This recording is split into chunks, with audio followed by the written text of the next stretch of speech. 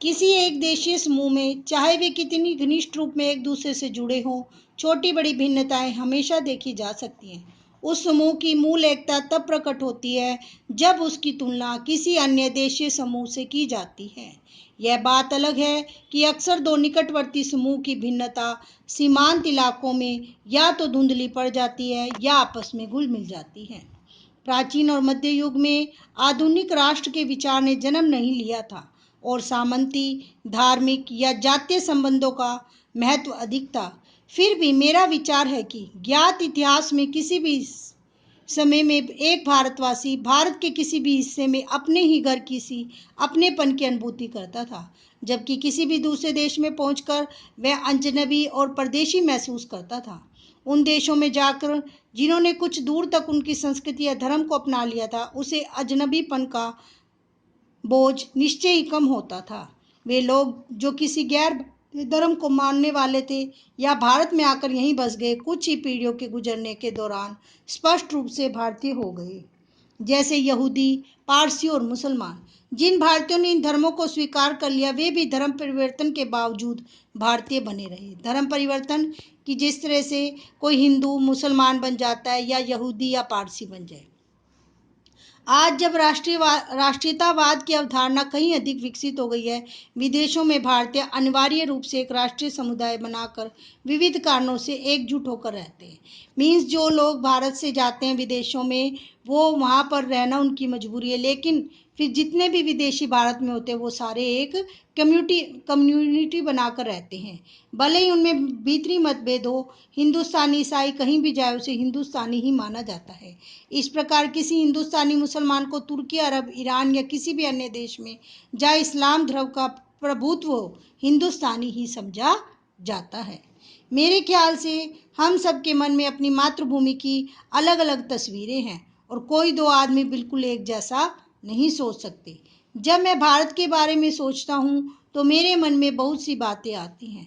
सोचता हूँ दूर दूर तक फैले मैदानों और उन पर बसे अनगिनत छोटे छोटे गांवों के बारे में, उन कस्बों और शहरों के बारे में जिनकी मैंने यात्रा की है, वर्षा ऋतु की उस जादुई बरसात के बारे में जो झुलसी हुई धरती में जीवन संचार करके उसे सहसा सौंदर्य और हरियाली के झिलमिलाते प्रसार में बदल देती है।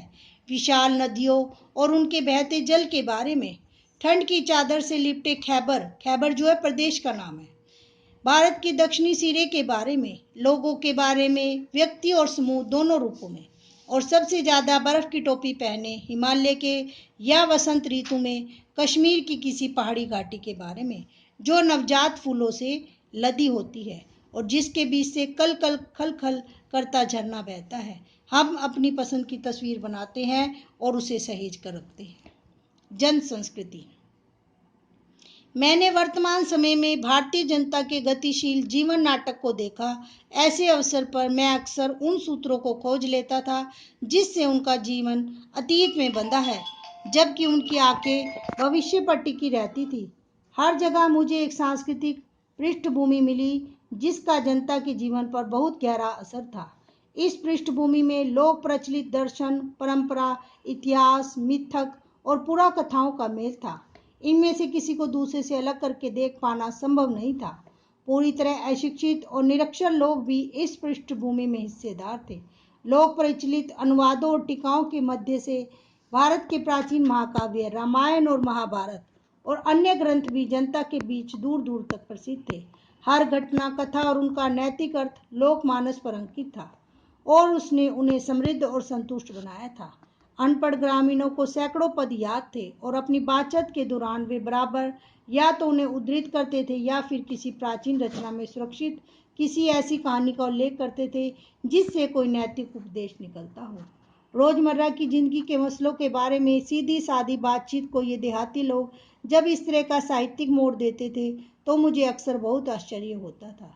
यदि मेरे मन में लिखित इतिहास और लगभग सुनिश्चित तथ्यों से निर्मित तस्वीरों का भंडार था, तो मैंने महसूस किया कि अनपढ़ किसान के मन में भी उनका अपना तस्वीरों का भंडार है। यह बात अलग है कि उसका स्रोत पुरा कथाएं एवं परंपरा और महाकाव्य के नायक नायिका ही अधिक थी और उसका इतिहास बहुत कम। फिर भी यह स्पष्ट होता है। मैं उनके चेहरे और आकार, उनकी चाल ढाल को ध्यान से देखता। उनके बीच बहुत से संवेदनशील चेहरे, बलिष्ठ देह और सीधे साफ अवयवों माने शरीर वाले पुरुष दिखाई देते। महिलाओं में लावण्य, नम्रता, गरिमा और संतुलन के साथ साथ एक ऐसा चेहरा जो अवसाद, दुख से भरा था। कभी कभी किसी देहाती रास्ते या गांव के बीच से गुजरते हुए किसी मनोहर पुरुष या स्त्री पर नजर पड़ती तो मैं विस्मय में कूद हैरान हो जाता। मुझे पुराने भित्ति चित्रों की याद दिलाते। भित्ति चित्र, दीवार पर बने हुए चित्र।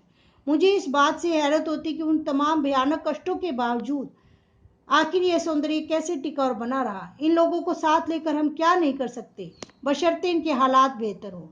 चारों ओर गरीबी और पैदा होने वाली अनेक विपत्तियां फैली है, इसकी छाप हर माथे पर थी। जिंदगी को कुचलकर विकृति और भयंकर रूप दे दिया गया था। विकृति से तरह तरह के भ्रष्टाचार पैदा हुए और लगातार अभाव और असुरक्षा की स्थिति बनी रहने लगी। यह सब देख मैं सुखद नहीं था, अर्थात मैं सुखी नहीं था, पर भारत की असलियत यही थी। स्थितियों को समर्पित भाव से स्वीकार करने की प्रवृत्ति प्रबल थी, पर साथ ही एक प्रकार की नम्रता और भल मानसाहत थी, जो हजारों वर्षों की सांस्कृतिक विरासत की देन थी।